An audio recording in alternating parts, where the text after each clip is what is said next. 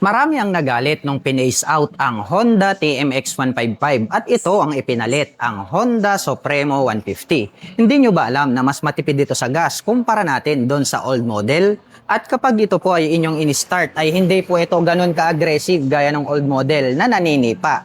At pagdating naman po sa kanyang lakas at bilis ay kunti lang naman yung diferensya. Baka magustuhan mo ito. Silipin natin ngayong araw. Tara!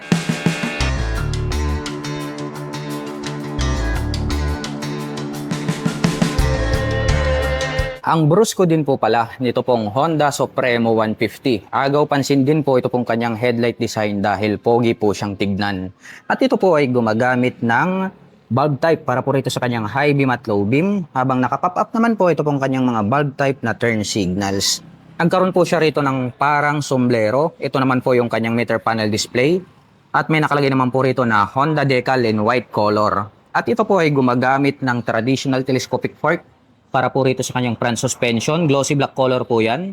At mayroon na rin po pala itong rubber protector. Glossy black color po ito pong kanyang front fender at glossy black color din po ito pong kanyang hub. At ito po ay naka-drum brake para po rito sa kanyang front braking system. At ito po ay naka-spokes rim set. At ang sukat po ng kanyang gulong rito po sa harapan ay mayroong sukat na 80 by 100-18. Naka-analog po ito pong kanyang meter panel display. At makikita po natin dito yung kanyang speedometer, yung kanyang odometer, at yung kanyang RPM. Mayroon po siyang light indicator dito. At nandirito naman po yung kanyang fuel gauge. At mayroon po itong gear indicator. At ito po ay gumagamit ng mechanical key para po rito sa kanyang ignition. At black color naman po ito pong kanyang naked handlebar. At pagdating naman po sa kanyang mga button selectors, meron po itong choke, meron po itong passing light, may high beam and low beam, turn signal selector at horn. Habang dito naman po sa kabila, nandirito po yung kanyang electric starter. Itim po ang kulay nito pong kanyang mga handle grip. Habang chrome color naman po, ito pong kanyang mga front brake levers.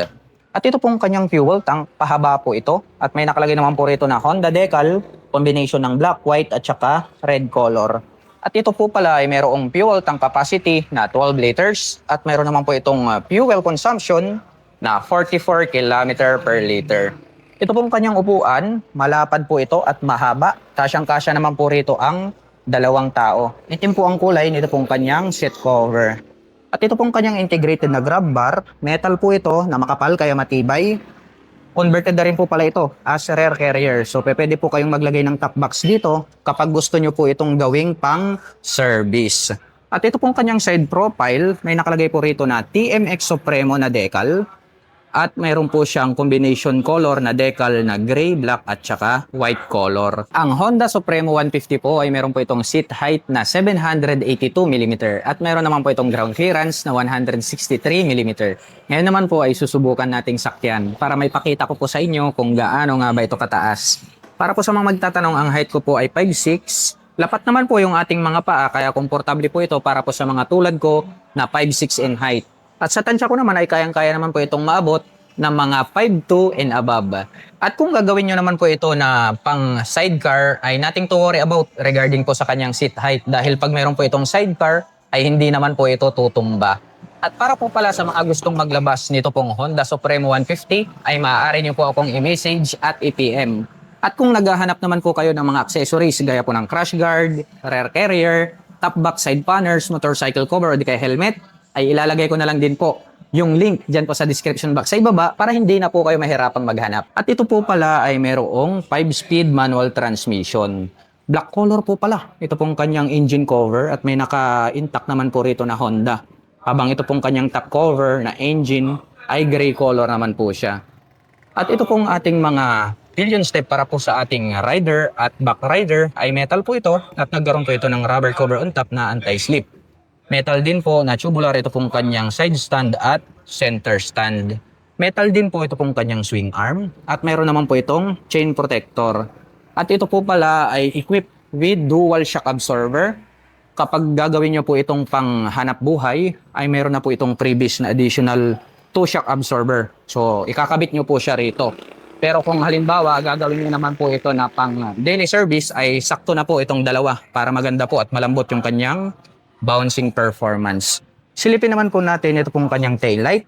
Naka-bulb type na po ito pong kanyang taillight. Habang naka-bulb type din po ito pong kanyang mga turn signals. Meron po siyang light reflector dito po sa bandang ibaba. At ito pong kanyang rear fender, ang kanya pong nagsisilbing plate holder.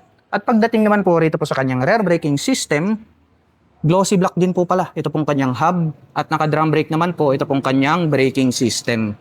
At ito po ay naka-spokes rim set. At ang sukat po ng kanyang gulong rito po sa likuran, ito po ay mayroong sukat na 90 by 90-18. At ito pong kanyang pipe ay black color po ito. At itim din po ito pong kanyang head protection guard. At meron po itong single exhaust. At ang kagandahan po nito pong ating Honda Supremo 150 ay meron po itong kickstarter. At bukod dyan, ay meron din po itong electric starter. At ito po ay merong 150 cubic centimeter engine displacement. Naka-single cylinder, single overhead cam, 4-stroke with 2 valve. At ito po ay nakakapag-provide ng maximum power na 11 HP at 7,500 RPM.